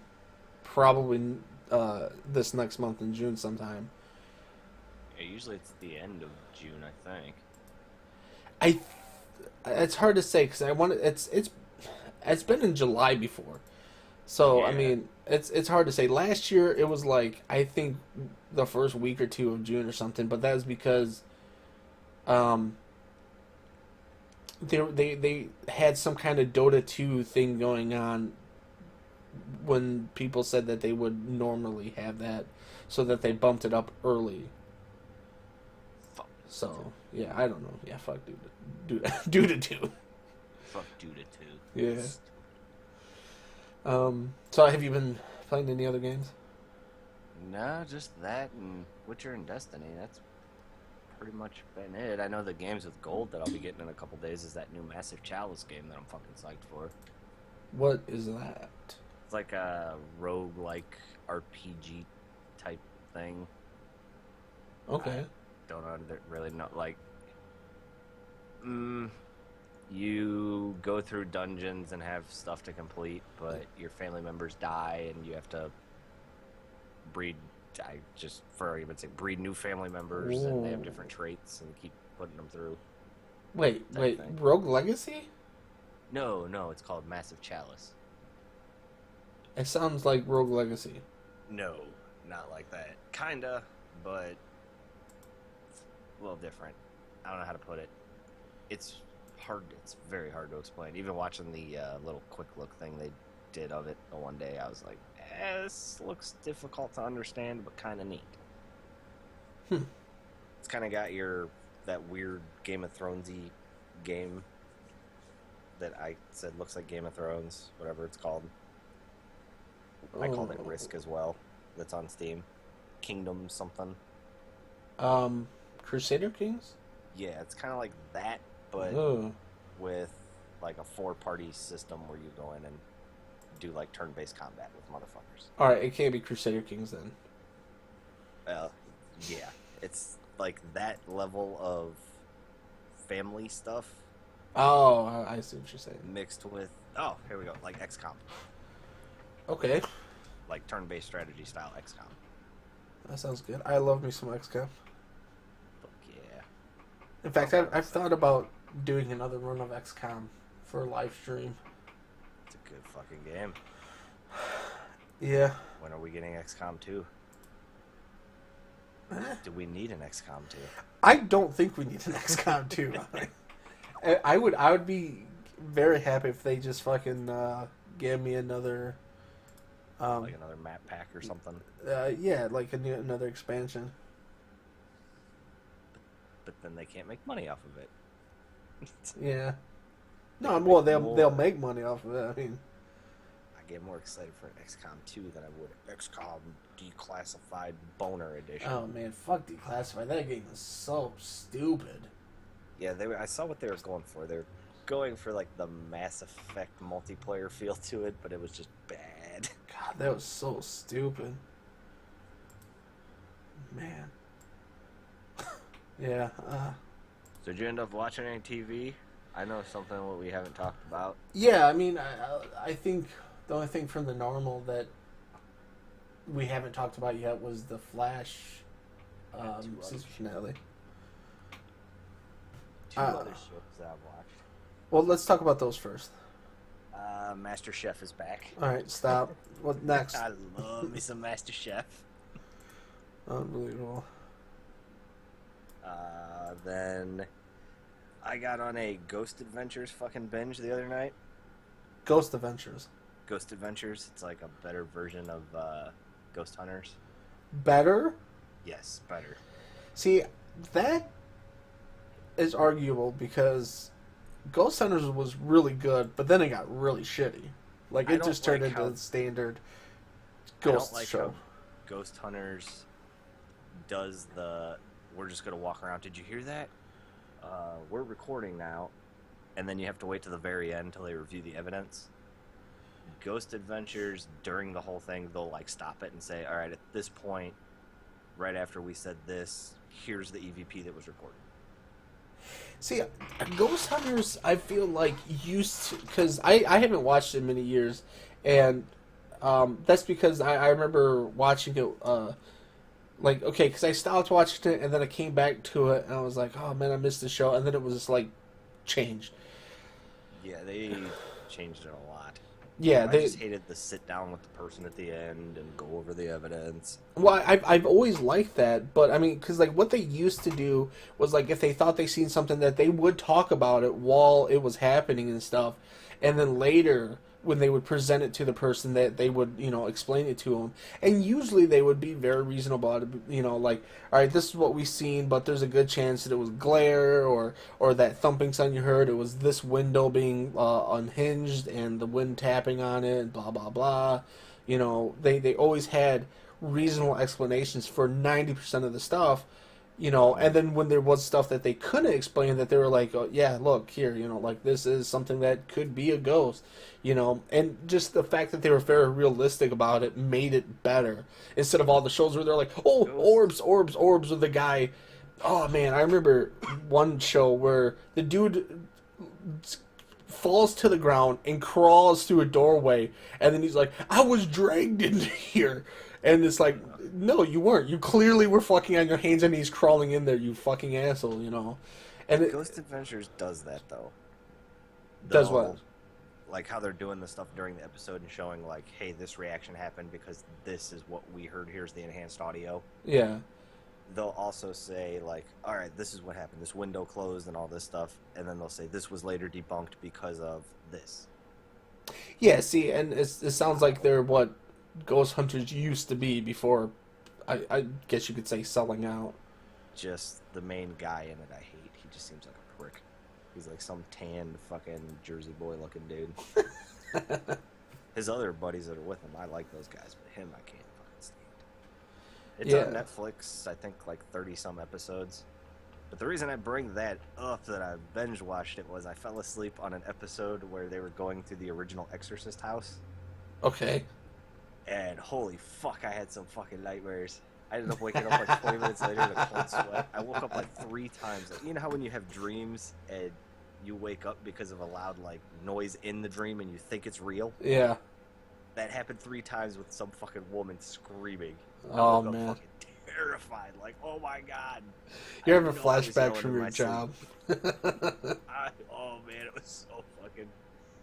Like, I slept for maybe 3 hours and it was just burning hot, cold fucking sweats and like, this sucks. That has happened to me a number of times, and it's kind of like almost pathetic feeling where Right? I'm an adult and I'm having fucking nightmares because 20 minutes ago I watched a horror movie. Yeah, it did help because I'd wake up and the show would still be on, and they'd be like, demons, devils. Yeah, And then you're they'd like, play what? an EVP What? of a dude going, I'm gonna kill you. I'm like, God damn. How am I supposed to go back to sleep now? You just gotta like stop it and to put cartoons on and start watching that and fall back to sleep. Oh, I just turned it off, went to GameSpot's YouTube fucking thing, and just hit play. I was like, just play through all your GameSpot videos. I was like, I can't do this and try to sleep, man. It was like going through my head, fucking making me have nightmares about demons attacking me and shit. Usually I can fall right back to sleep, but there are times that it'll wake me up and startle me so bad that it's like, all right, I need to put on a sitcom and then listen to that while I fall asleep. Oh, even with once I turned the GameSpot thing back on, I woke up like 20 minutes later. I'm like, all right, I'm up.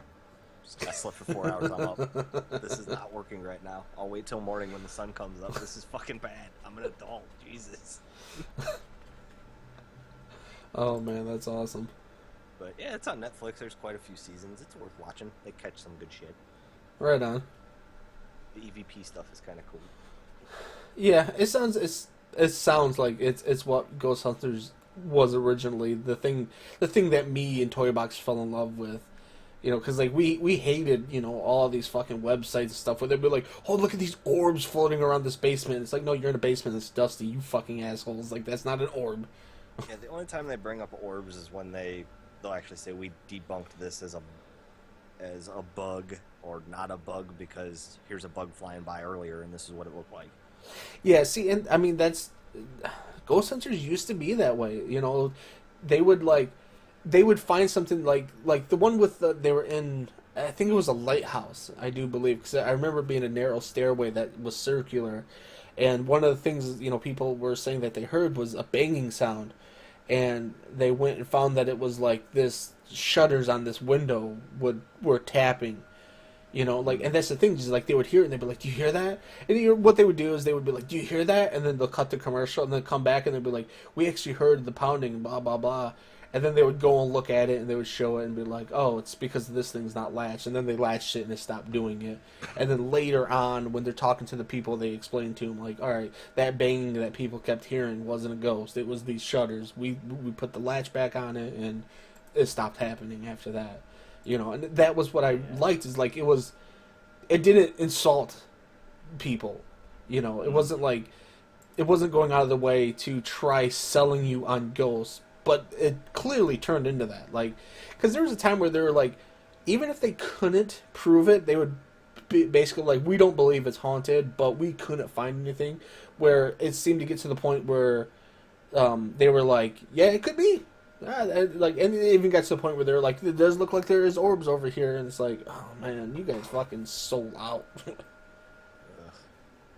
Yeah, the only thing that's insulting on Ghost Adventures is, which I find it insulting because how am I supposed to know? Is when they talk about like how the room feels. They're like, hey, it just feels like thick aired in here, or I'm feeling tingly just standing here. And it's like, how the fuck do you, okay? Yeah.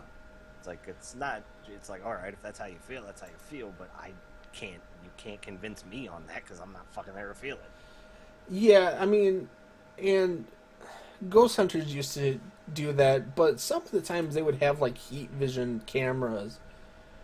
They usually do that, like when they're like, it's really fucking cold here, they'll have the thermal on, and it's like, yeah, it's dramatically dropping in temperature. Yeah, and like, who knows? You could be staying under an air conditioner to get that effect, you know? I mean, it's, you know, yeah.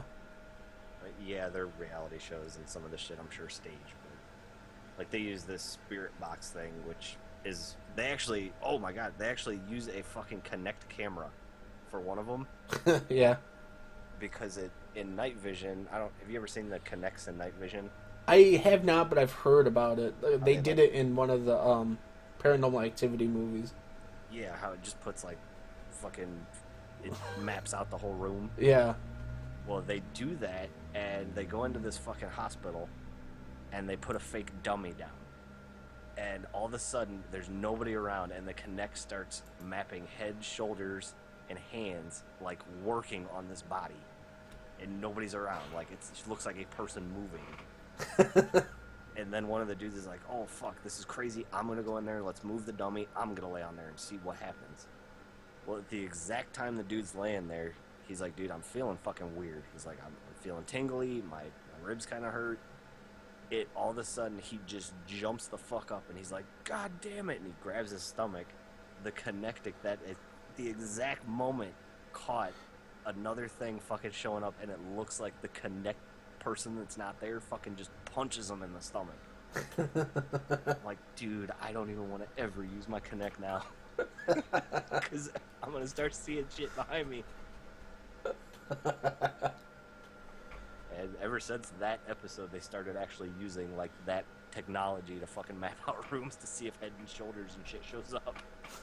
See, I would have to see it, but, like, because it sounds to me like it's fake. Like, they just recorded it and then just basically put one over the top of the other one. But I would have to see it to see exactly, because I don't know what it looks like, but I've heard about it, that it looks. I heard that just the way it looks alone is like really kind of creepy, in like this really weird way. It's like a thermal looking thing, but I heard there's like glowing dots everywhere. Yeah. But the way it looks on the actual camera itself is when it maps a person, like I can test it right now and just stand in front of it, and it'll show the pinpoints of the points it's reading on my body. Yeah. Like it'll show a dot on where my hands are, a dot where my shoulders are, a dot where my head is, knees and feet and shit. See, just that alone sounds creepy. Like if you were to like be in night vision watching someone walk in front of the Kinect and all of a sudden just different areas of the body lighten up, that'd be really creepy. Yeah, and that's what was weird about watching this, was there was nobody around, and it mapped a fucking person's body. Right. I was like, that is scary. I never want to look at the camera mode again. That's awesome. Fuck the Kinect. It finds Ghost. But yeah, good show. Worth at least checking out on Netflix. Yeah, it sounds interesting. It sounds like it really does. It sounds like what Ghost Hunters used to be before it turned shitty. If you can get past the host, the main guy, the lead investigator. Is he really dude bro-y about it? Like, dude, man, dude, bro. He doesn't say like, kinda. Oh, no. Like, he doesn't say dude bro, shit like that. He's just... Whoa, man, I can't believe it. Like, he just has this arrogance to him, like, the reason I'm here is I'm here to get my tan. Like, he's very Jersey boy looking. he doesn't say that, though, does he? Does he say he's there to... Okay. Like, the other guys that are with him are, like, normal-looking guys, but he seems like he puts gel in his hair and slicks it back and works on his tan and lifts weights. I'm like, alright, I guess once you get past that guy, it's not bad. Right on. Ugh. Sounds interesting. So The Flash. Alright, let's talk about The Flash. The big season finale of The Flash. Yeah. Yeah. Spoilers, of course. Hardcore spoilers. All right, so there's a situation that happens in that movie that I didn't see coming, and then when it happened, I was like, "Oh shit, that's fucking crazy!" And then immediately afterwards, I was like, "That's bullshit. This whole thing is fucked up now. None of this can happen now." I know what are you talking about? Eddie, no! Yeah, Eddie fucking shoots himself and kills himself. Which I was like, I've always liked Eddie. Like, he's just a good guy. And he does that, and I'm like, holy shit, he killed himself to fucking save everyone. Like, this is amazing. Like, this guy. Oh, man. And then immediately afterwards, I'm like, no, that doesn't make sense. That means the Zoom never existed at all, which means that they never go back in time, which means he never kills the Dr. Wheels, which means the particle accelerator never blows up, which means Barry never gets his superpowers, which means none of this ever fucking happens. But they talked about there's the Flash storyline is about alternate timelines. Yeah, I mean, I feel like that's always an excuse people use when they want to fucking be lazy about time travel. Like, I just feel like it's like, sure, yeah, possibly, maybe. Like, fucking Cisco remembering that shit that happened before. Yeah. he still remembers because that did happen in an alternate Dude, use your words. timeline. I wish I could time travel and fix that. That part made me kind of okay with it. Like, all right, now everything's changed. Okay, whatever. Sure. I mean, well, still, I mean, And that's something they can expand on in the next season too. I still feel like there still needs to be an explanation of how this happens now, because, like, all right, now what are we watching then? We're either watching the alternate timeline where Eddie doesn't kill himself and he's the Flash, or he does kill himself and he's no longer the Flash because he never was the Flash to begin with, right? I mean, like, I feel like that was a huge thing to have. This isn't just stepping on a butterfly in the past. Oh no. This is that's a huge deal. He just wiped out an entire existence of people. Which, by the way, does the Flash age slower? Because there's a point there where Theodore Thawne, or whatever his name is, says that he's from 130 years into the future. How is Barry still alive then?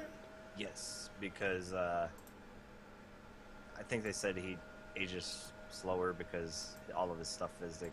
Because he heals faster and stuff, like, kind of like, Yeah. he's basically like Wolverine. Okay. Yes.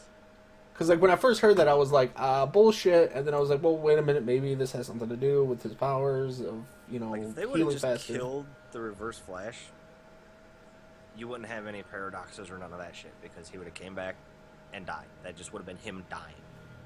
That's how he died. But by Eddie shooting himself, that kind of changes shit. Well, I mean, it just wipes him out, right? I mean, Yeah, it just makes no more Eddies existent.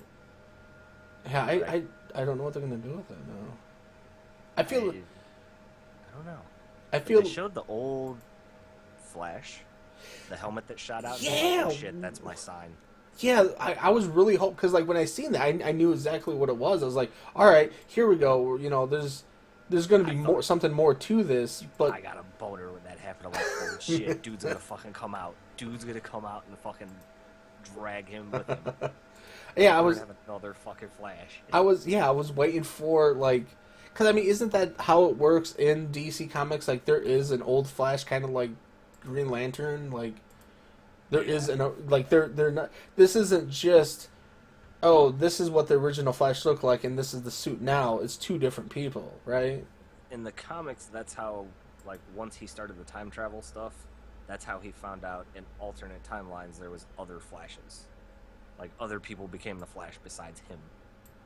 Oh, okay.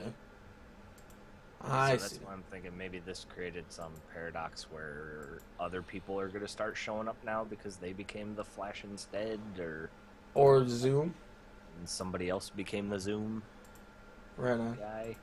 I don't like their explanation for why he calls himself the Reverse Flash. Like, it's still bullshit. Yeah, Like, they should just call him reverse- Flash 2.0. I mean, just call him Zoom. Like, that's his name. He's Dr. Zoom or Professor Zoom, whatever you want to fucking call him. But Reverse Flash is slow. Like, Yes. that's it. There's no debating it to me. Yeah. One thing I did want to bring up, they played a lot of the Sappy card in this episode, but I thought they did it well because it centered around all the shit that's happened. Yeah. I didn't think it was like the Arrow pain in the ass sappiness. I think, Like, there was a central point around all the sappiness, not just, you were my friend and now you're not. It's Barry's thinking, alright, so I'll never live with Joe. I'll never live Yeah. with Iris.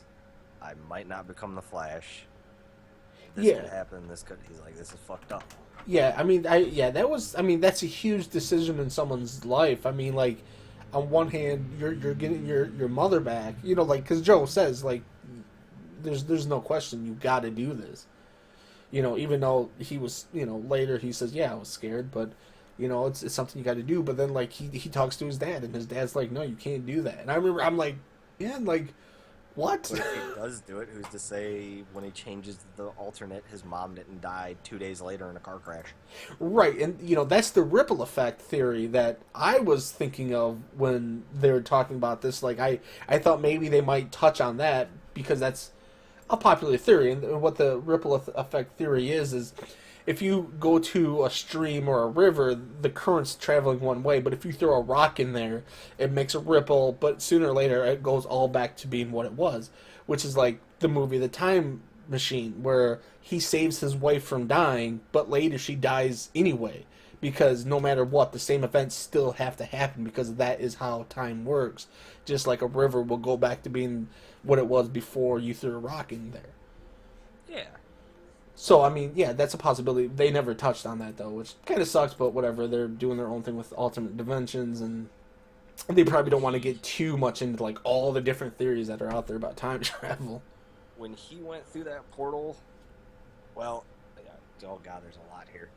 When he first started traveling at that super speed, and he started getting all those flashes, they showed Killer Frost. I about shit. Wait, what? You didn't see the picture of Killer Frost when he was getting ready to go through that portal to go back in time? No, I guess not. You might want to look that up. It's that actress, but in like fucking Killer Frost makeup. They showed her, God, what else? They showed the Flash Museum. They showed a bunch of fucking shit. Like old and new. Yeah, see, I think I was only maybe just noticing the stuff that you had seen, throughout the season, the stuff that happened, and, whatnot. That part where he went back and the other Flash just stops and tells him no, I'm like, holy fuck, dude, this is powerful. I dig this. Yeah. That was actually pretty hard to watch. I mean, that's where it was, like, such a good fucking show, a good episode, with how sad it was, because, like, he's telling himself not to save his mother from dying or being murdered, and he sat there and watched her get killed. And then, of course, the new Flash or the future Flash is so fast that he can battle Zoom, save himself, and stop and go, hey, no. I'm like, holy shit. Right. But, yeah, that part where he was with his mom and he revealed himself, and, well, not revealed himself, that'd be creepy. He didn't show his mother his penis. Yeah, he did. He's like, hey, mom, look at my wiener. Had that nice little talk with her. It's like, okay, that makes sense. That wouldn't change anything because she dies, and yeah, and they get back and Eddie fucking ruins it. Yeah, that was crazy. I couldn't fucking believe it. I didn't see that coming. I mean, I guess I could have. I mean, I'm sure there's people out there who's like, I knew it. I thought about that. I'm not saying I knew it would happen, but I thought about it the whole time. Like, if Eddie dies, then that means he never existed. So, how come nobody's really brought that up? I mean, maybe I have thought about it, and I just haven't realized it, I guess. And kind of like, that's why I never put much thought into it, is because killing himself wipes out his entire existence, for Zoom. And yeah. To me, just like I said, like none of that stuff happens now, and it just doesn't make sense to me. But I don't know. I mean, I'm hoping they explain a little bit of it next season. I'm yeah, sure something's gonna happen because of it. Yeah, I mean, well, But we he saw when it ends. happened before. Shit, no matter what, something ends up happening. It's the equal opposite reaction effect. Like, even though he went and saved somebody when he time traveled last time, bad shit still happened to other people. Like what? What do you mean? I'm trying to fucking remember. God, it seems like it's been ages ago. Like, when he first did the time travel stuff, Wells kept telling him, like, hey, dude, shit's gonna happen. It plays out no matter what. But you may have saved a person, but something else can still happen to them that's gonna make it happen no matter what. Yeah, I'm just off the top of my head. I can't think of anything. I just remember, like, yeah, it's still like he stopped that one event from happening early in the episode, but then the rest of the episode was bad shit happening. Yeah. Oh, In he different saved ways. the fire or the police lieutenant's boyfriend or whatever, and he ended up getting hurt anyways, or something like that. Like, he stopped him before he, no, the police lieutenant. Remember, he showed up and shot him. That one guy did. I don't remember. I don't remember the episode really. Dude, there's just so much shit that happens in the Flash. Yeah. But that was a good episode, and I saw a lot of people bitching about the wedding scene because they thought that was kind of random. I liked it because it showed Barry kind of looking confused, like, dude, this is not going to happen if I go back and change my past. Yeah, I think that was one of the things that kind of made it a dilemma for him is like, I mean, I don't know why it would seem random. I mean, these are two people that were